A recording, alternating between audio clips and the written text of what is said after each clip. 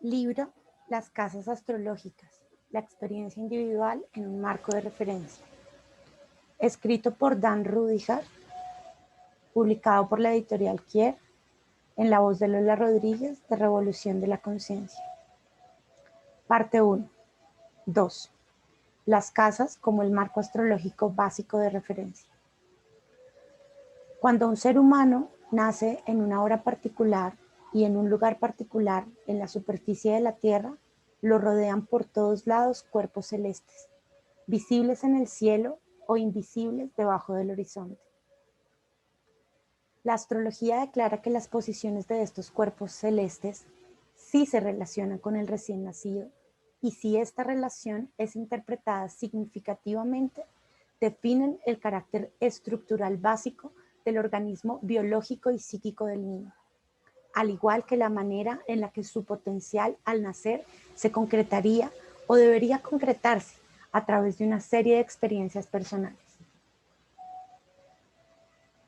La palabra persona puede referirse a personas colectivas, como podría serlo una firma comercial, una nación o incluso una serie muy definida de actividades sociales organizadas, el reinado de un monarca o la asunción de una administración presidencial.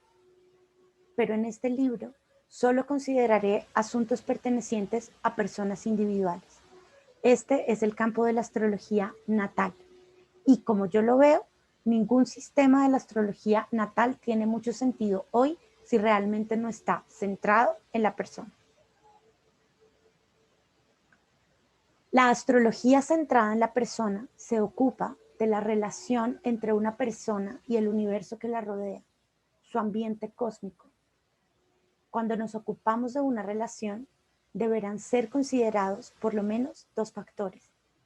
En el caso de la astrología centrada en la persona, el organismo humano individual que, en su primer aliento, vino a relacionarse independiente, directa y orgánicamente con el universo, y los cuerpos celestes, todos los que se mueven alrededor de aquel en patrones cíclicos. En el universo, nada está fijo, todo se mueve. Sin embargo, tal movimiento no tiene sentido si no se lo observa e interpreta en relación con una persona consciente. Vivimos en un mundo de relatividad, pero esta relatividad solo puede recibir un significado conscientemente definido en función de un marco particular de referencia y, por lo menos, según un foco relativamente estable de percepción. Una persona individual es un ente relativamente estable, pues aunque su cuerpo está evidentemente en un estado de constante transformación eléctrica y química, y de modo parecido su conciencia nunca es absolutamente la misma. No obstante, el patrón genético de sus células, o sea, lo que fuere, lo que estos genes representan biológicamente, sigue siendo la misma desde que nace hasta que muere. Conserva normalmente su nombre original y habla su idioma natal, cuyas palabras y sintaxis juegan un papel fundamentalísimo en la formación de su mentalidad. Es una unidad social relativamente permanente, perteneciente a una cultura que solo raras veces experimenta un cambio radical, incluso a pesar de crisis revolucionarias.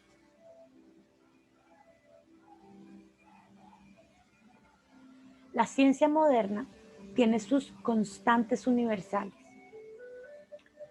Es probable que éstas sean solo relativamente constantes y universales, pero sirven como un marco de referencia sin el cual difícilmente alguna ley de la naturaleza podría considerarse confiable.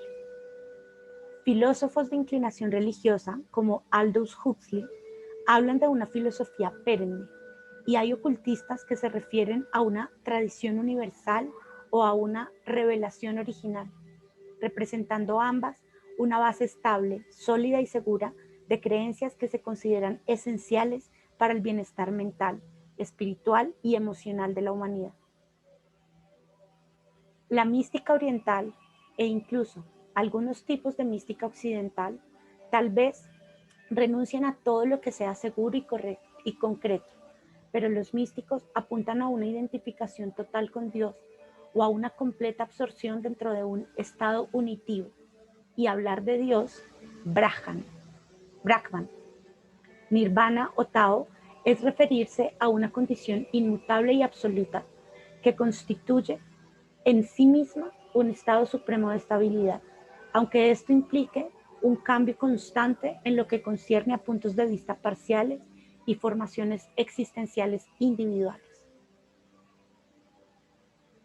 La astrología, en su sentido occidental tradicional, tiene, de modo parecido, su marco de referencia relativamente estable, el zodiaco. Este zodiaco puede ser concebido en función de constelaciones, patrones fijos de estrellas que parecen fijas porque en relación con nosotros se desplazan con extrema lentitud, o en función de las 12 divisiones de la órbita de la Tierra, órbita esta cuya figura cambia solo levemente a través de largos lapsos, el zodiaco tropical. Uno u otro de estos sistemas satisface la necesidad de un marco de referencia relativamente estable. Lo que he estado sugiriendo en varios escritos es la posibilidad de otro género de marco de referencia. Un marco de referencia centrado en la persona, que se adapte mejor a las necesidades y al carácter de un individuo moderno. Hablaré de esto al principio, como la cruz del horizonte y del meridiano. El lector familiarizado con textos astrológicos o incluso con artículos astrológicos de revistas pensará probablemente que no hay nada nuevo en el marco de referencia, en tal marco de referencia. Y dirá que todo mapa natal moderno contiene una línea que se llama horizonte y una línea vertical que es el meridiano. Pero los nombres son ambiguos y pueden ser equívocos. Como ya lo expresé, el horizonte astrológico y astronómico es un círculo que pasa a través del centro del globo. No se refiere al horizonte sensible, que puede ser muy limitado si uno está en el fondo de un profundo barranco. A lo que yo llamo el horizonte medio, que se refiere al círculo del espacio que sería visible para un ojo sobre la superficie de un océano en calma. En cuanto al meridiano de un mapa natal, es la proyección bidimensional de un gran círculo perpendicular al horizonte astronómico racional y que pasa a través de los puntos norte y sur. En el mediodía local exacto, el sol verdadero se halla cruzando el meridiano, pero lo que se llama medio cielo de un mapa astrológico no es el punto que está en lo alto, cenit, sino más bien el grado del zodiaco en el cual el sol verdadero se halla al mediodía. El meridiano es un círculo de longitud que pasa desde el punto sur a través del cenit hacia el punto norte del horizonte.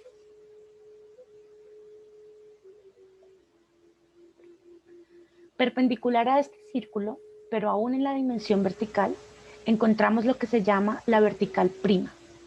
Esta es también un círculo grande. Pasa desde el punto este a través del cenit hacia el punto oeste del horizonte y por supuesto también pasa a través del nadir.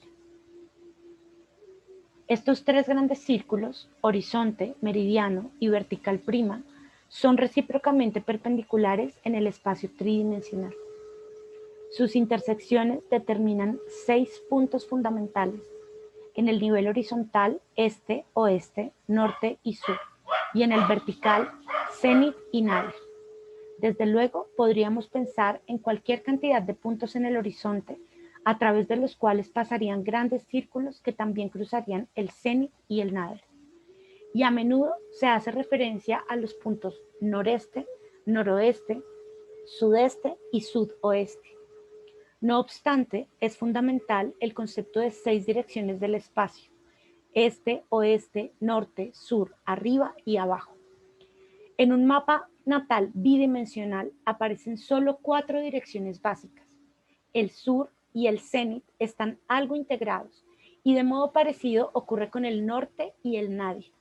La razón de esto, además de la bidimensionalidad del mapa, es que lo que el mapa considera aún especial es el movimiento diario, aparente, del Sol. El zodiaco se mueve diariamente junto con el Sol, porque en nuestra astrología clásica occidental, el zodiaco es la creación del movimiento del Sol, lo cual en términos astronómicos modernos significa la órbita de la Tierra. Y por supuesto, la Luna y los planetas marchan también con el Sol.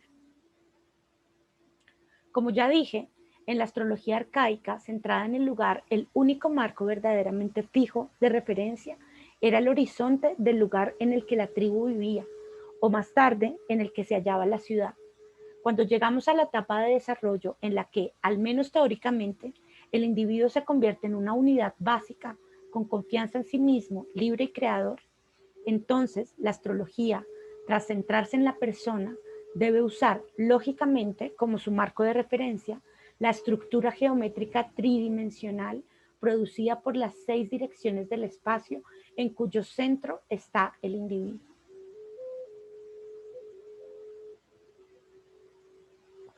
Los 3 grandes círculos antes mencionados, horizonte, meridiano y vertical prima, constituyen por tanto la estructura básica del espacio del individuo. Todo lo que en el cielo se mueve, estrellas, sol, planetas, cometas, etc., tiene su lugar dentro de esta estructura del espacio. La posición de todo cuerpo celeste podría marcarse y medirse con referencias a aquella. Algún cuerpo celeste, como el Sol, puede ser mucho más importante que otro. Ciertamente es más importante, por ejemplo, que una estrella fugaz en una trayectoria que no tiene relación geométrica con el cinturón zodiacal, o sea, con el plano de la eclíptica. Pero en una astrología centrada en la persona no hay razón para dar un valor cuasi absoluto al Sol o al zodiaco, como símbolo del origen de las energías de vida. El Sol es esencial, del mismo modo que el corazón de una persona, vinculado con el factor social, solar, es esencial para la continuación de la vida. Si el corazón cesa de latir durante más de unos pocos minutos, el cerebro se perjudica y no tiene remedio, y el organismo pierde su conciencia individualizada, al igual que su existencia biológica. Pero si bien el Sol y todo lo que se refiere al zodiaco pueden ser muy importantes y básicos, no tiene que ser necesariamente el único marco esencial de referencia en una astrología centrada en la persona. Lo que debe considerarse como el marco fijo de referencia es la estructura espacial tridimensional que cada persona individual lleva en torno de sí donde quiera que va, al menos donde aquella está sobre una superficie sólida. Para decirlo tal vez más sencillamente, cuando una persona viaja de la costa del Atlántico a la costa del Pacífico, lo que cambia constantemente es lo que esa persona ve que está pasando en el horizonte con cada paso que ella da. Pero el hecho de que ella es el centro del horizonte se mantiene sin variantes. Es el viajero quien lleva siempre su horizonte consigo y siempre existe un cenit directamente encima de su cabeza. Las estrellas van y vienen en este punto del cenit. Ningún cuerpo celeste es fijo, pero el cenit está siempre en la misma dirección, en lo alto. El hecho de que este o aquel signo zodiacal se eleve a las 9 de la noche y otro lo haga a las 2 de la mañana no altera la circunstancia de que el individuo en ambas horas fije su mirada en el mismo horizonte este, astrológicamente hablando, en el ascendente. Si algunas personas hallan difícil seguir tal línea de pensamiento, es porque tienden a confundir una estructura con lo que ocurre en ciertos puntos dentro de la estructura. Esta es una tendencia casi universal, porque el hombre reacciona ante un hecho en vez de reconocer el lugar en el que ese hecho ocurre. Cuando digo lugar, significo el papel que este hecho debe representar en la estructura total del ser individual de la persona y en el proceso de concreción de su potencial de nacimiento, o sea, de su destino. En términos astrológicos sencillos, si un particular fenómeno celeste, por ejemplo, una conjunción de Júpiter y Saturno, ocurrió en la novena casa de un mapa natal, Esto indica que la conjunción de estos dos planetas caracteriza la cualidad de la conciencia social de la persona que animará y que en realidad debería inspirar su participación en la vida y el trabajo de su comunidad. Digo debería, porque pienso en un mapa natal como un conjunto de instrucciones para que se cumpla el papel que el individuo ha de representar si es que él ha de cumplir su destino, llámeselo karma, si así se lo desea. Resumiendo, en una astrología centrada en la persona, nos ocupamos de dos factores esenciales. Primero, la estructura geométrica básica del espacio, del cual la persona individual es el centro. Y segundo, todos los cuerpos celestes que pasan a través de esta estructura en sus siempre variables interrelaciones o aspectos. Cada uno de estos cuerpos tiene características diferentes, porque cada uno se mueve de diferentes modos y con diferentes velocidades. Y también porque cada uno se nos aparece con diferentes características de tamaño, color y en términos de astronomía moderna, lugar en series ordenadas, especialmente la serie de los planetas dentro del sistema solar. Debe aclararse que el segundo factor incluye no solo las dos luminarias y los planetas, sino también todas las estrellas que nos rodean, pues lo repito, las estrellas se mueven efectivamente en nuestra experiencia humana, solo que se mueven mientras, hablando prácticamente, mantienen un patrón permanente de relación. Y esto es lo que en el pasado les dio el carácter de estar fijas. En cuanto al primer factor, se refiere a las casas como divisiones del espacio centrado en la persona. En nuestra astrología occidental tradicional, sin embargo, estas secciones del espacio centradas en la persona no solo se reducen a dos dimensiones, sino que también se considera que existen en el zodiaco. Y es aquí donde radican la ambigüedad y la confusión, pues hay por lo menos dos zodiacos solares, más zodiacos lunares, y podrían inventarse nuevas clases de zodiacos. Por otra parte, no hay nada ambiguo respecto a este, oeste, norte, sur, cenit y nadir. Estos puntos y la estructura del espacio que ellos definen son hechos universales de la experiencia humana y nos suministran una base estructural universalmente válida para la interpretación de nuestras relaciones individuales con el universo. En la actualidad, por supuesto, una astrología tridimensional que use esferas natales en vez de mapas natales no es práctica, aunque creo que será la astrología de un futuro más o menos lejano. Tenemos que ocuparnos de lo que ahora disponemos, o sea, de los mapas bidimensionales.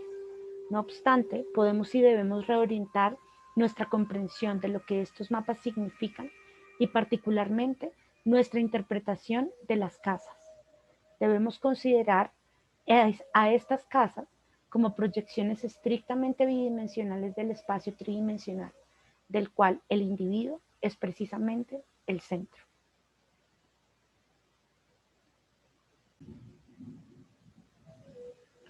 ¿Por qué 12 casas? Así como en los mapas bidimensionales se establecen 4 secciones del espacio, las 6 direcciones básicas del espacio tridimensional deben reducirse a 4, o sea, a la cruz formada por el horizontal y el vertical. Y así como una astrología centrada en la persona se ocupa esencialmente de problemas arraigados en la experiencia personal y en cambios de la conciencia, cada una de estas 4 secciones debe subdividirse en 3 subsecciones, en razón de que la conciencia se desarrolla de un modo dialéctico que es trinitario. Por tanto, debe mantenerse el concepto de las 12 casas. En sentido genérico, podemos hablar de la serie de tesis, antítesis y síntesis. Pero como estos términos son más bien ambiguos y susceptibles de diversas interpretaciones, quizá sería más exacto hablar de sujeto, de objeto y de la relación entre sujeto y objeto, o metafísicamente de espíritu, sustancia y forma, o de la acción, de los medios para la acción y de la evaluación de los resultados de la acción. El individuo consciente experimenta todas las trinidades en función de las 4 realidades básicas de la existencia humana que corresponden a los 4 ángulos del mapa: ascendente y descendente, cenit y nadir. Pero debo recalcar nuevamente que según el modo tradicional con el que los astrólogos occidentales interpretan y definen estos ángulos, no corresponden al esquema real del espacio, del cual una persona individual es el centro. El horizonte de estos mapas astrológicos modernos pasa a través del centro de la Tierra, mientras el hombre vive en un punto sobre su superficie. El medio cielo no es el cenit real, sino solo un punto del zodiaco. De manera que si una estrella está ubicada en el grado del medio cielo, la estrella no tiene que estar necesariamente justo en lo alto, en el verdadero cenit. Y esto también se aplica, desde luego, al Imun Coeli, o cúspide de la 4ª casa, que no es el verdadero nadir. Lo repito, esto es así porque nuestra astrología está centrada en la Tierra, pero no en la persona. Prácticamente, en todos los casos, solo considera la relación de la Tierra como un globo con el Sol y secundariamente con los planetas que se mueven a lo largo del curso aparente del Sol. Las estrellas y las constelaciones no tienen un lugar astrológicamente significativo en la astrología europea clásica, salvo como un vago residuo de una tradición arcaica. No obstante, por relativamente inadecuados que sean nuestros mapas astrológicos actuales, en función de un enfoque verdaderamente centrado en la persona, tienen que usarse. Y pueden ser usados con eficacia si tenemos presentes las realidades básicas que ellos simbolizan. Puede usarse cualquier conjunto coherente y significativamente estructurado de símbolos si uno es consciente de lo que ese conjunto representa y del nivel en el cual deberá operar. La astrología es un lenguaje simbólico, del mismo modo que el I Ching, cuando se relaciona con sus conceptos metafísicos profundísimos, y las cartas del tarot, con su trasfondo cabalístico, constituyen tal lenguaje. Todos estos conjuntos funcionan si se los usa apropiadamente. Funcionan en términos de la relación existente entre el intérprete y el consultante, pues solo el carácter de esta relación y los niveles en los cuales las mentes de ambas personas operan definen adecuadamente la manera en que todo el conjunto de símbolos ha de ser interpretado. La religión y la ciencia deben entenderse humanísticamente del mismo modo. Funciona el cristianismo como un conjunto de grandes imágenes y de símbolos que potencialmente transformarán al ego, ciertamente, pero funciona tanto constructiva como destructivamente. La ciencia tiene también su lado destructivo.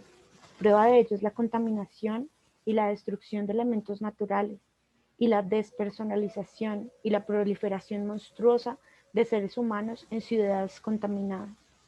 Por supuesto, uno debe minimizar dialécticamente los resultados negativos y echarle la culpa a la naturaleza humana.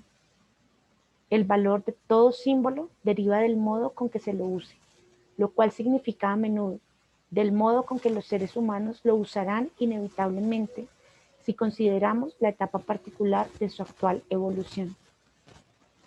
Pero hasta un uso evidentemente destructivo podrá, a su tiempo, tener resultados constructivos. En manos de un santo, los medios más falaces y normalmente indefendibles pueden producir cambios espirituales, mientras que en manos de un criminal o de un loco pueden llevar a la destrucción o a una burda esclavitud. Esta es la verdad acerca de los métodos que hoy se usan en astrología. No obstante, estamos en un momento crucial de la historia de la civilización. Federico Nietzsche, el trágico poeta y filósofo del siglo XIX, proclamó la necesidad de una reevaluación de todos los valores. Tal necesidad es hoy mucho más universalmente imperativa que hace 100 años. Es imperativa en todos los campos del pensamiento humano, en todas las respuestas codificadas y tradicionales, basadas en los sentimientos, que están incluidas en lo que se denomina moralidad, especialmente la moralidad social, y en toda conducta interpersonal, al igual que intergrupal. He hablado en otra parte de la necesidad de un cambio en todos los niveles, desde un enfoque atomístico hasta un enfoque holístico de la realidad. El cambio que ahora estoy delineando en función del concepto de casas astrológicas es parte de esta gran reevaluación de todos los valores. Tal cambio parece relativamente insignificante, pues en la mayoría de los casos no cambia demasiado radicalmente el significado atribuido a cada casa de un mapa natal. Empero, puede y debe considerarse que simboliza lo que tiene lugar en todos los campos del esfuerzo humano, porque se refiere a la relación entre la persona individual y el universo en conjunto. Es decir, implica una reevaluación fundamental del significado de esta relación. En este sentido, constituye una transformación religiosa muy profunda. Guarda paralelismo con la diferencia entre la actitud de los devotos de cualquier religión organizada con su jerarquía de sacerdotes intermediarios entre criatura y creador, y la actitud del místico práctico que se relaciona sin intermediarios con la totalidad de la existencia. En términos astrológicos más sencillos, el factor de posición en el zodiaco, como se le entiende hoy, es un factor intermedio entre el planeta y el individuo. Júpiter, como símbolo de una función básica de la personalidad humana, expansión y asimilación, compañerismo social y prestigio, riqueza, etc., sigue siendo siempre Júpiter, el cualquier signo zodiacal. Lo que es esencial conocer es el campo de experiencia en el que la función opera muy significativamente en términos de cumplimiento de la individualidad y del destino de una persona particular. Eso es esencial si consideramos al mapa natal o cualquier otro mapa a niveles diferentes, como un conjunto celeste de instrucciones. Por ejemplo, si tengo a Júpiter en mi séptima casa natal, debo buscar expansión y cualquier otro resultado jupiteriano en función de mi relación con socios y compañeros, en cualquier nivel que sea. La séptima casa se refiere a las relaciones y asociaciones de todo tipo, y los compañeros incluyen no solo a nuestra pareja, sino también a nuestros enemigos, pues ambos constituyen o conducen hacia una polarización de valores que a menudo es necesaria. El astrólogo moderno puede coincidir hasta cierto punto con esto, pero lo primero que él procura habitualmente conocer es la denominada fuerza del planeta en función de su posición zodiacal.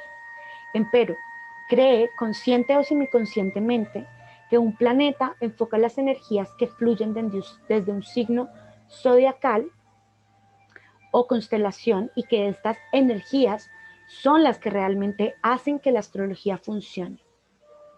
Hay energías solares, planetarias y cósmicas a través del espacio, y es evidente que la Tierra en su conjunto es afectada por aquellas. Pero en realidad esto nada tiene que ver con la astrología como se la practica hoy con referencia a la vida y la personalidad de un individuo. Sin duda, algún día surgirá una ciencia que se base en el estudio de estas energías, posiblemente se denomine cosmoecología, pero no se ocupará de la persona individual, ya no será astrología, tal como la alquimia medieval o asiática no es química moderna. Creo que Cyril Fagan realizó un valioso trabajo al definir conceptos astrológicos en términos de una astrología arcaica centrada en el lugar. Pero no vivimos en épocas arcaicas ni en el Renacimiento europeo. Vivimos en un siglo psicológico, en una época de revolución total, y es de esperar que estemos en el umbral de una nueva era en la que los individuos puedan enfrentarse abiertamente con el universo y con todas las experiencias, sin intermediarios que fuercen sobre ellos categorías sociales, religiosas o éticas. ¿Esto es una utopía? Tal vez, pero todos los nuevos pasos que el hombre da se basan en un anhelo que parece utópico a quienes son ancianos y están sosegados. Todas las nuevas eras empiezan con confusión e incertidumbre. Unos pocos individuos pueden ser el puro manantial de la montaña, generador de una nueva corriente. Sus mentes y sentimientos tal vez brillen con una liquidez clara, límpida e inadulterada, pero ellos son los menos. Los ideales por los que ellos viven o que ellos solo anhelan en grandes momentos de iluminación, actúan sobre las masas como un potente fermento, y donde ellos actúan hay caos. Hoy en día casi todo se halla realmente en estado caótico, y la astrología no es una excepción.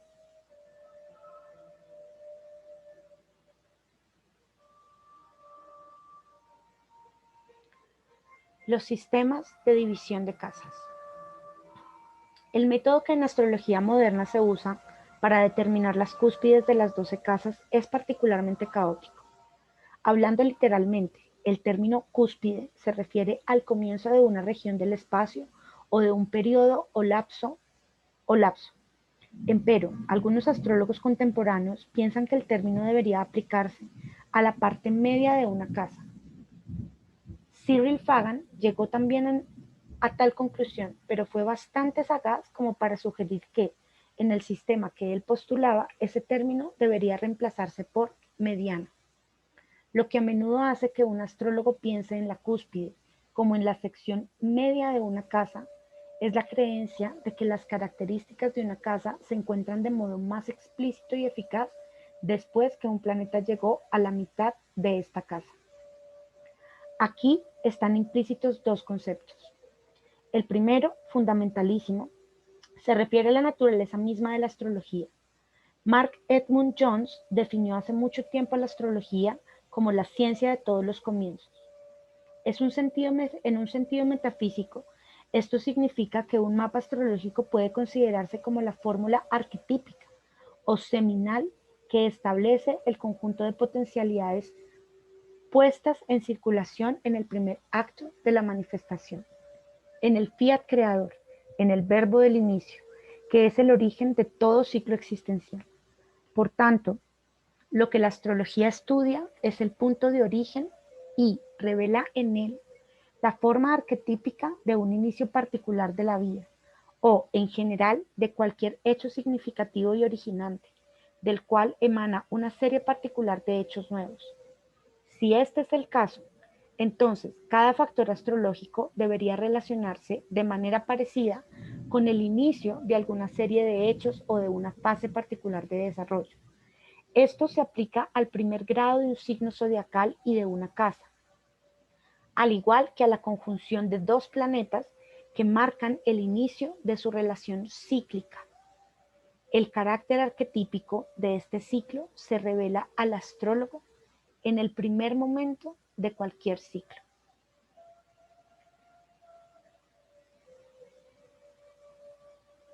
El otro concepto relacionado con el primero es que si el momento más característico de una casa es su punto medio, esto implica que la casa es concebida en función de tiempo más que en función de espacio.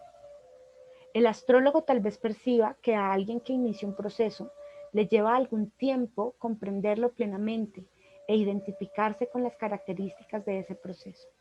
Pero, nuevamente, esto solo sería verdad en función de resultados existenciales y no de causas formativas arquetípicas.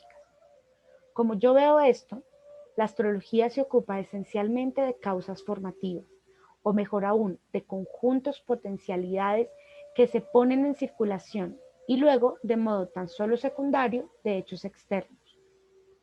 En todo caso, esto es verdad respecto de lo que yo llamo astrología centrada en la persona y astrología humanista. En este caso, puede decirse que las casas representan regiones del espacio centrado en la persona, a través del cual los cuerpos celestes se mueven. Desde luego, estos movimientos celestes constituyen un factor temporal, pero lo arquetípico y formativo es el campo espacial a través del cual tiene lugar el movimiento. Del mismo modo, si bien los planetas están en movimiento constante a través de días y años, lo que los mapas natales muy importantemente revelan no es el movimiento de cada planeta, sino el patrón que todos estos planetas crean al comenzar la vida de un individuo, o sea, en el momento del primer aliento. Los movimientos son existenciales. El patrón planetario total es arquetípico. Esto establece la forma estructural de la individualidad y del destino. Las cúspides más importantes de las casas son los 4 ángulos: ascendente, descendente, cenit y nadir. Estos ángulos inician los 4 sectores del mapa bidimensional moderno. Los factores formativos esenciales operan en estos 4 puntos. El horizonte define claramente la separación entre arriba y abajo, entre lo visible y lo invisible. Y no puede ser la parte media de algo. Cuando el astrólogo piense, primero de todo, en el concepto de horizonte como si fuera el movimiento ascendente del Sol, solo entonces podrá ampliarlo para incluir el periodo del amanecer. El concepto espacial del horizonte es el de una línea demarcatoria claramente definida. El Sol la cruza, como el corredor que en su carrera cruza las líneas de partida y de llegada. En todo el campo de la astrología puede observarse la ambigüedad relacionada con la mezcla de conceptos de tiempo y espacio. Esto es particularmente evidente cuando enfocamos el problema de cómo determinar la longitud de las cúspides de las casas. Se han ideado y usado numerosos sistemas, pero todos los sistemas que más frecuentemente se usan dan los mismos grados del zodiaco al horizonte y al meridiano. En lo que difieren es en sus cálculos de las cúspides intermedias, o sea, las cúspides de las casas segunda, tercera, quinta y sexta, y sus polos opuestos. El sistema que hoy se usa más vastamente es el de Plácido, que halla las cúspides de las casas intermedias dividiendo en 3 segmentos iguales los semiarcos del Sol y todos los factores zodiacalmente expresados, o sea, el tiempo que al Sol le insume recorrer desde el punto del amanecer hasta el punto del mediodía. Los sistemas de Campano y de Regiomontano dividen de 2 modos diferentes el espacio entre el horizonte y el meridiano. El sistema de Porfirio divide en 3 el número de grados que separan al horizonte del meridiano. Hay otros sistemas, particularmente el denominado de casas iguales, que solo tiene en cuenta el horizonte y divide los 2 hemisferios creados por este horizonte en 6 casas, cada una de las cuales contienen el mismo número de grados zodiacales. En mi opinión, este sistema es totalmente indefendible, porque no tiene en cuenta el hecho de que los ejes vertical y horizontal son absolutamente necesarios para la interpretación de la existencia humana.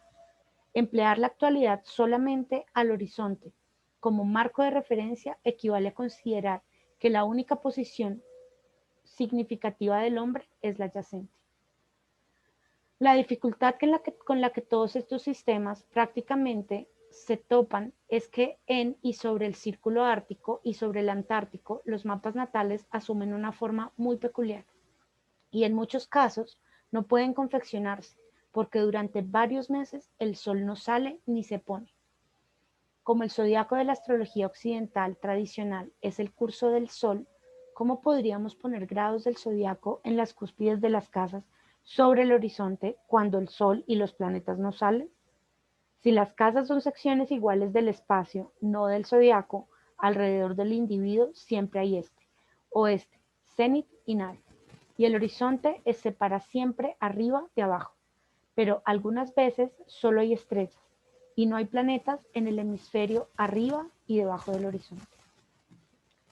El astrólogo arcaico, centrado en el lugar que vivía en regiones semitropicales o incluso templadas, no tenía que enfrentarse con tales problemas. El sol salía para él todos los días y su astrología se basaba en ese hecho experimental, que era para él primordial, dándolo por sentado. Sin embargo, la situación es hoy en día diferente. Tenemos que construir nuestra astrología sobre una base nueva y debemos tener en cuenta que cada hemisferio de la Tierra y las regiones polares deben tener su propio género de astrología.